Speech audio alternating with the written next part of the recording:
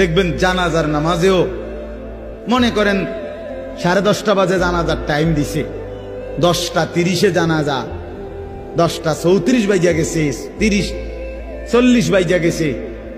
কিছু মানুষের এই পরিমাণ অস্থিরতা, এই মিয়া টাইম টেবিল ঠিক রাখো না, কইলা 10:30টায় জানাজা, 10টা মিনিট ওভার হয়ে গেছে, কতক্ষণ খাড় করায় রাখবা? মানে উনি ব্যস্ত, ওনার এই 10 মিনিট সময় নাই। আল্লাহর কসম বন্ধু, এই মানুষটাও এরকম ব্যস্তই ছিল। যে মানুষটার জানাজা হচ্ছে এখন, যার লাশ এখানে শোয়ানো, এই লোকটাও এমন ব্যস্তই ছিল। তার হাতেও একদিন সময় ছিল না। আজ গোটা পৃথিবী সব আগার জায়গায়, এই বেচারা শুধু নিস্তব্ধ।